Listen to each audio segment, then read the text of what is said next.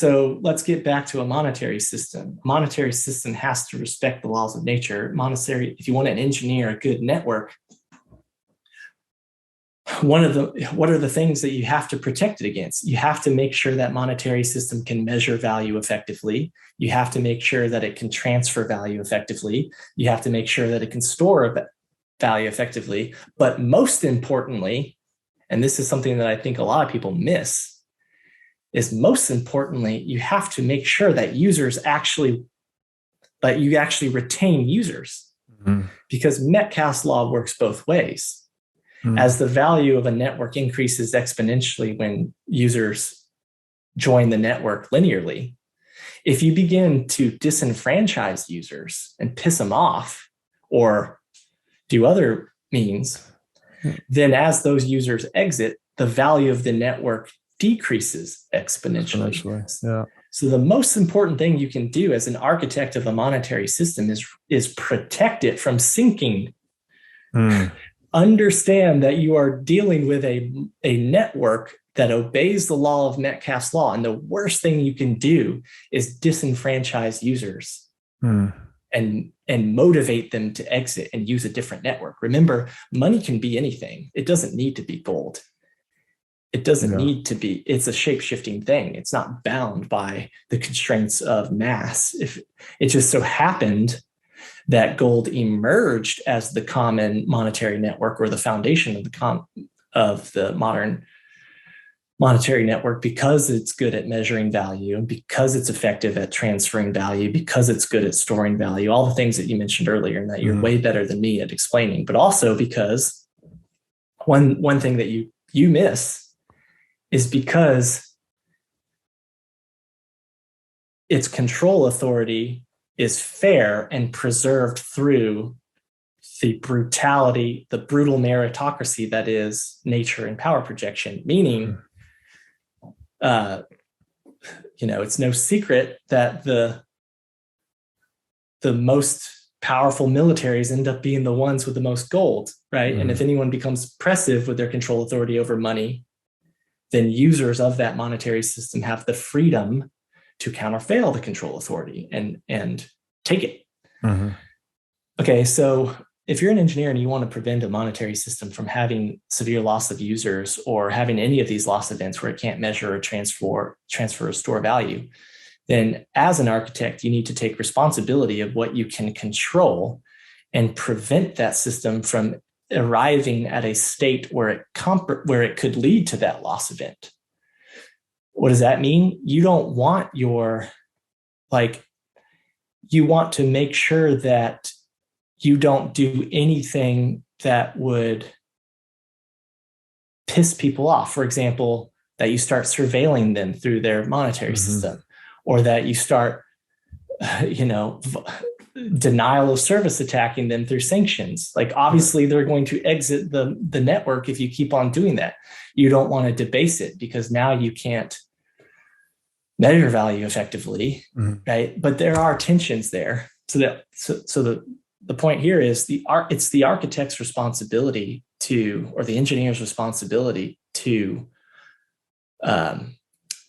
act, to do what's within their control to prevent a loss event, which means to prevent the monetary system from achieving a hazardous state. And so if the architects who have that control choose to then surveil or debase or do all these other things, then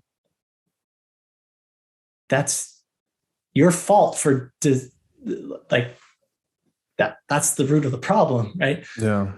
And gold was resilient to that. Gold protected people from the financial intermediaries from letting those intermediaries debase the currency or letting them surveil, right? But there was fundamental tensions, and the biggest tension that I think contributed to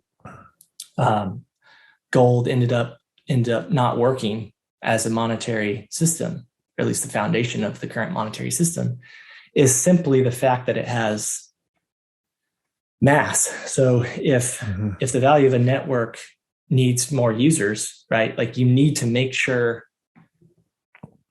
that your monetary systems can scale. Like as more people are born, and a good monetary system is one that can accommodate more users. So it's one that is scalable. And the problem with any mass-based money is a fundamental tension. As you increase the number of users that join this mass-based monetary system, then at the same time, you're pissing off the users that exist because you're debasing them. Does that make sense? Like there's a limited amount of gold. Its scarcity is what preserves its value storage, is what creates its value storage capacity. But the population of the number of sapiens on the planet over the course of 100 years increases from 1 to 8 billion people. And so if you have a monetary system that can't scale to meet all these new users, then it sucks as a network. It's not a good network because it can't scale up to number of users. So now you're forced to adopt a credit layer or some alternative form of synthetic collateral like these contracts, because at least the contracts, the paper receipts for gold can scale to meet all these new users while the users themselves don't feel like they're being debased when they really are. Does that make sense? Yeah, somewhat.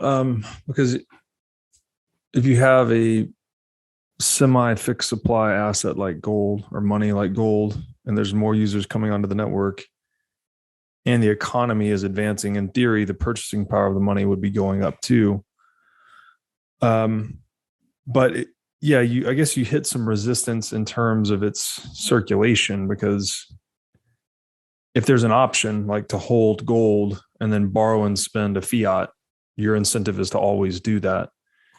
So absent that option of something like a fiat or some other money substitute, this is kind of the problem that a lot of people highlight, where they call it the hoarding of gold, something like that. I don't know. I'm not entirely convinced. I feel like maybe you would have slower economic activity as a result of something like that. But the trade-off is you get more intelligent allocation of capital, because when you're debasing the currency, you're distorting the price signal and people are just betting on shit that won't work. Whereas when you have an undistorted price signal, capital's allocated very effectively in congruence with the configuration of consumer wishes, like what they're buying and selling. So